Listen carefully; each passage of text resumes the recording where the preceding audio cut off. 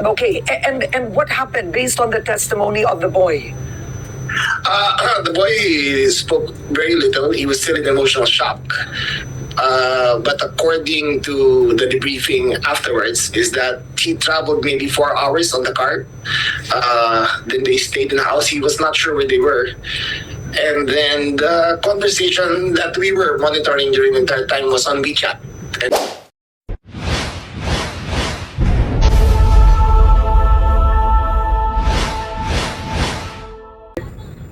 Alright, welcome na naman sa ating panibagong usapan. Ako po hanggang ngayon guys, no? Talagang akala ko tahimik na ang bansang Pilipinas.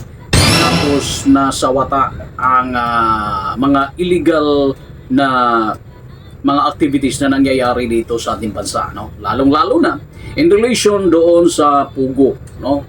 Isa sa mga sikat na tinalakay sa Kongreso at sa Senado. Nako, ilang mga politicians ang involved dito sa mga investigasyon ngayon, 'di ba? Alam naman natin, no? Kung sino-sino yung mga sikat na mga politicians sumahawak na mga magagandang posisyon sa gobyerno. Lalong-lalo na yung si Alice Go, no? Hanggang ngayon, 'di ba?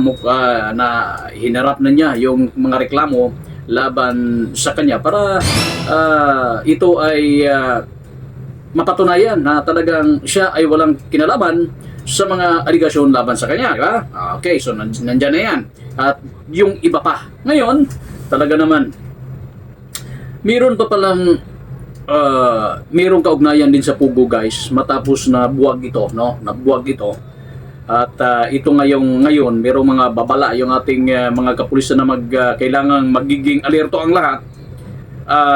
Dyan sa mga komunidad, mga barangay, sa iba't ibang mga LGUs, baka mayroon pang mga operation na magaganap o mangyayari sa iba't ibang lugar ng Pilipinas, no? Alam naman natin ang Cebu mayroon din, no? Nahuli na, na-read na ng PNP, ng ating mga ilang mga law enforcement agencies, ang sa Metro Manila, Tarlac, Pampanga at kung ano-ano pang mga lugar diyan.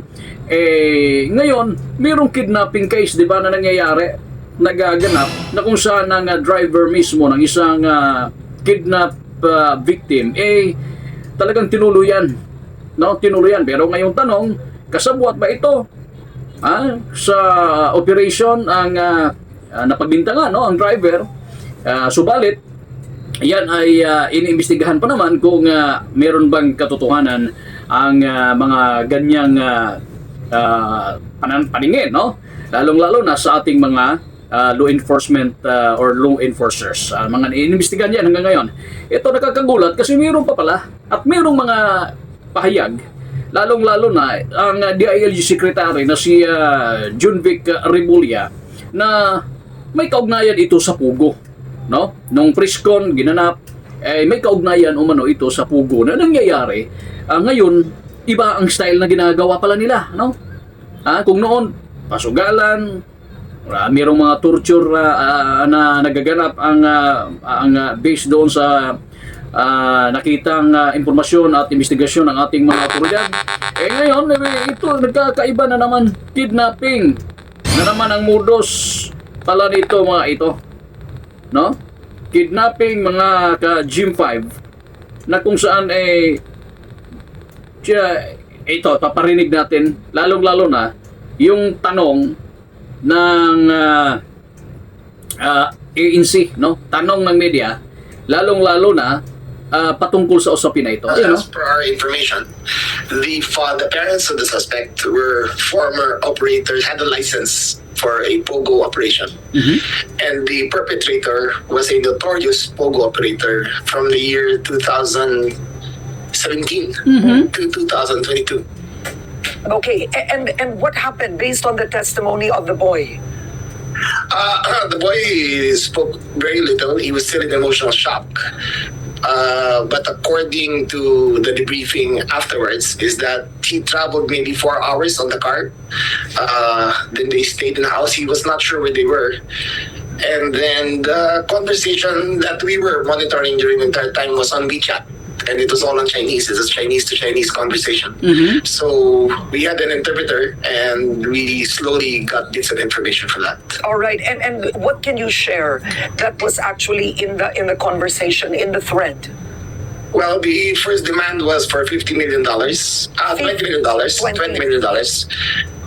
The mother became very hysterical and confrontational with the kidnappers, as you would expect. Of course. And she became very agitated with the situation, and she was denying that she had any of those monies. When it came to a point that she was not cooperative, that was when Saturday, if I remember, Saturday night was when they showed the video of the finger being cut off, the tip of the finger. Wala na, walang Last awa, night. no? Bata yun eh. Bata yung kinidnap nila, Chinese din. At pinutulan ng daliri yung kidnap. No? So, kidnap for ransom itong operation nitong mga sindikatong ito. Matatawag kaya nating sindikato ito. Kasi mukhang hindi yata ito magagawa ng iisang tao lang. Nako, at saka, wala eh, nilagutan ang driver nitong kinidnap nila. Talaga naman oo. Walang awa guys, basta magkakapira lang. Naniniwala naman tayo sa kakayahan. Yun nga, yung anti-kidnapping group na yun, yung AKG, talaga namang yung AKG na yan, anti-kidnapping group, AKG, napakaganda ang role dyan. Alam na naman natin na will trend yung mga yan pagdating sa mga gitong usapin, sana naman ay mas lalo pang mabuwag ang mga grupong ito kung ito ay hanggang ngayon ay dumadami pa. Kung marami pa sila kasi hindi naman natin maaring ipagwalang bahala yung iba mayroong mga sabi-sabi na mayroong nangingidnap, nangunguha ng mga bata. Naku po, kahit di man tayo maniniwala diyan, abay maigi na rin yung mag-ingat tayo. Maigi na rin yung mag-ingat tayo mga ka-Gym 5 kasi hindi natin alam yung mga masasamang loob na yun. Walang pakundangan na gumawa ng masama, hindi magkatubiling manakit at para magkakapira lang sila. Hindi naman nangingidnap yan na kung ano na, pero kalimitan sa mga kidnap o ransom na yan, pinag-aaralan na nila yan. Kung talagang sinong mga mapipira dyan. Di ba? Sana naman ito ay mas lalo pang maging alerto ang ating mga otoridad at syempre, yung cooperation ng taong bayan para hindi tayo maaring lagi na lang tayong umaasa sa ating mga law enforcement kung sino man dyan. Tayo rin, pag mayroon tayong mga hinihinalang di mga magagandang nangyayari, mayroon tayong duda, abay pagbigay alam natin agad yan doon sa ating otoridad, no? Doon sa ating otoridad. Maswerte naman, no? Kasi yung biktima ng kidnap guys ay na-rescue ng otoridad, no? Na-rescue ng ating mga kapulisan. At ito yung pandagdag sa tanong ni Ma'am Karen Davila, no? Sa pagtatanong niya kay DILG Secretary Jingjing. I wanted to ask you this, Secretary, yung mga number sa telepono, kung Filipino yung driver, yung suspects Chinese, how does he engage with them? Yung mga bodyguards kasi nila ang mga henchmen eh. So, Filipino rin sila. Oo. Pero mastermind ay Chinese talaga. Yung pinakita ng video na pumatay sa restaurant, siya ang main suspect na mastermind ng syndicate na to. Okay. And binanggit nyo in the press conference na mga awol o kumbaga hindi na nakaservice na, is it correct, PNP and AFP? Yes, 18 ang identified. Oo. We What have a their shame. names. I have to say, what a shame. That is the consequence of really the culture that Pogo brought us. Yeah. And my family is very apologetic for that too, because we sold the property to a Pogo operator. Yeah. But that Pogo operator has since then closed. But the culture that the Pogo brought to the country was that of extreme perfidy and extreme pathological behavior, that they had no conscience to what they were doing. Oo. And that it spilled down to their bodyguards because they were earning a big amount. Yeah. If their base pay was 50,000, Diba? they were earning 200,000. So, Chinese to Chinese ang operation dito guys, ang labanan dito. Nakakaawa yung mga biktima, lalong-lalo na kung Pilipino, naku po. Tapos napasama ka doon, napasama ka doon. Ngayon, no, kasi meron ng nakikita ang ating itong investigasyon na ito na merong mga active dati na nag-awol na. Dapat yun yung mga tutukan natin, no? Napakarami talaga.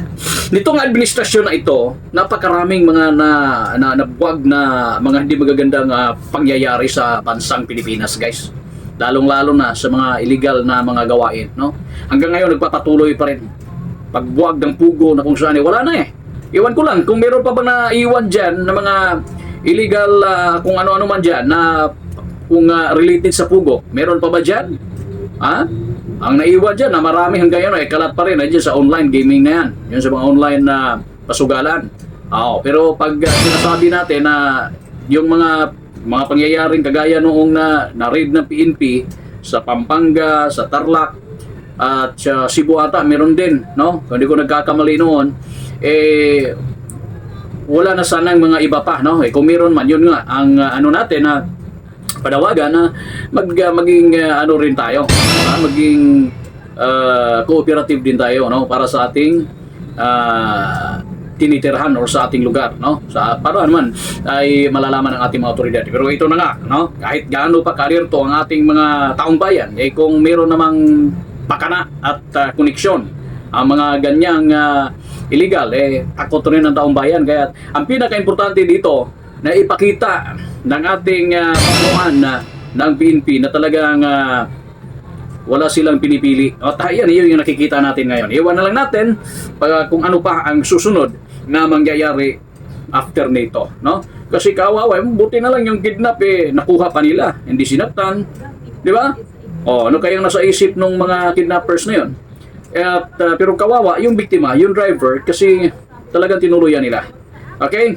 Ano pa kaya mga iba pang mga pangyayari at magaganap, guys? Lalo na ngayon, parating ng halalan, nako po, at mayroon pang trial na nakarating. Mayroon ng propose kalendar, no? Para sa trial kay nitong impeachment complaint against sa VP Sara. Tingnan natin kung ano magiging epekto nito, guys, kasi marami ng mga panawagan. Isa lang ang sagot naman dyan na ni Senator Escudero na huwag nyo kaming madaliin kasi 2 buwan yung inupuan dyan sa mababang kapulungan tapos kami dito ay minamadali ninyo. Baka sabihin ng iba sa kabilang partido na talaga nga minamadali. Baka magkakaroon din naman sila ng problema, ha? Kaso na naman yan, panibagong reklamo na naman against sa kanila. At lalo na ito nga yung mga pangyayaring ito. So sana naman ay maging maayos ang lahat. At tayo po ang ipagdalangin po natin, pagdasal po natin na sana naman ay magiging maayos ang lahat. Lalo na sa ating mga andyan sa mababang walang kalaban-laban nating mga kababayan. Hanggang sa muli po, ito po ang G5 TV. Maraming salamat at mabuhay ang buong Pilipinas.